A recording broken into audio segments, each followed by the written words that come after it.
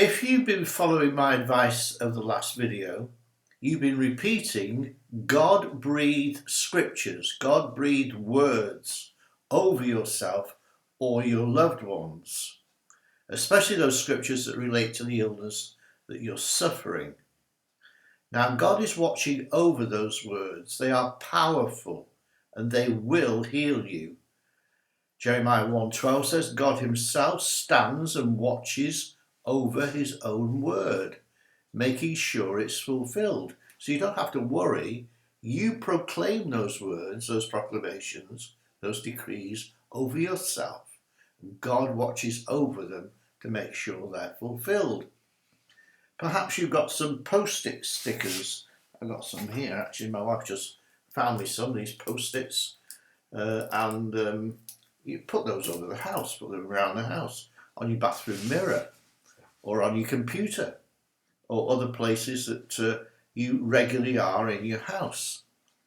Now, if you live alone, this presents no problem. Your cat or your dog will offer no comment. But if you live with your family who know about the illness that you're suffering and its symptoms, they are likely to come out with some unhelpful, negative remarks. How can you say you're healed when it's obvious you're not? What is this online sect that you've been watching? You know what the doctor said. Surely you believe him. Now, how are you going to respond when your family and friends accuse you of denying the natural facts? After your sessions of proclaiming God's word over your situation, you now risk wiping out any of the benefits of faith that you've been proclaiming. So be careful. Solomon wrote, you are snared or trapped by the words of your mouth. Proverbs 6 and verse 2. So I want to help you be ready with a firm and faith-filled response of what you're going to say if your family are critical or you get some, bad remarks from those around you. For goodness sake, don't agree with your family's unbelief and sarcasm. Jesus had the same problem when they heard what he was doing and performing miracles and so on. They wanted to take custody of him, a citizen's arrest, as it were, and saying he was out of his mind. It's Mark 3:21 in the Amplified Bible. But if you're quiet and don't give a reason for the hope that's in you, that is not wise. Basically, it means you are agreeing with their views. So your faith declarations will be cancelled out. So, what then is the advice I will give you? Well, I'm giving you Paul's advice. Ephesians 6 and verse 14, Paul said this, stand firm and hold your ground, having tightened the belt of truth around your waist. Now remember, I've said this in previous videos, truth is higher than facts. So keep that belt of truth on, and this is what I suggest. Tell your family you're not denying natural facts or symptoms or being hyper-spiritual. You are simply recognizing that there is a truth and a power that supersedes the natural facts. All this is in the notes if you need to read it a few times to grasp it. The natural facts, this is number 2, the natural facts are not the end of the story, and the doctor does not have the final say.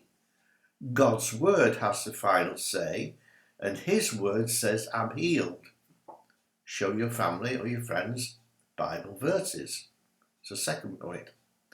Number 3, tell them that you refuse to be obsessed about the medical report, but that you believe God's report. Isaiah 53 and verse 1. Your family will probably say, well, look what the doctor has said. You've got his report. Aren't you going to believe that? Number 4, explain that there is death and life in the power of your tongue. Proverbs 18:21. And you are refusing to speak death or agree with those who do.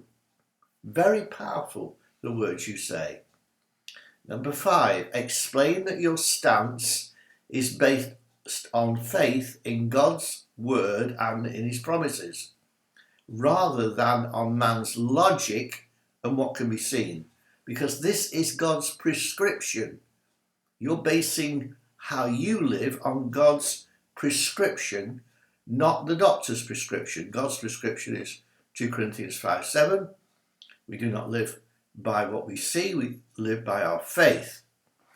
Number 6, although you may feel like complaining or talking about your sickness and researching it endlessly online, tell them that you're not using your words to describe your situation, but to change it. In Joel 3 verse 10, let the weak say, I am strong. I'm saying, I'm strong. See? Even though I may feel weak, I'm strong. And you're using your words to change your situation, not to describe it. Number 7, ask them to join you in the confessions that you are proclaiming. And stop constantly talking about the problem, but do like Abraham did. Call the things that are not as though they were. That's in Romans 4:17. This is how he got his miracle child. He was 100 years old. He got a child with Sarah. He got it that way. We can get it that way by calling those things that are not as though they are. And number 8, stand firm upon the truth that God is a miracle working God and that his power is greater than doctors, medicines and the natural facts. 1 Peter 3:15 says this, be ready to give an answer to every man who asks you for a reason of the hope that's in you, but do it with gentleness and respect. Don't bite their heads off. Gentleness and respect.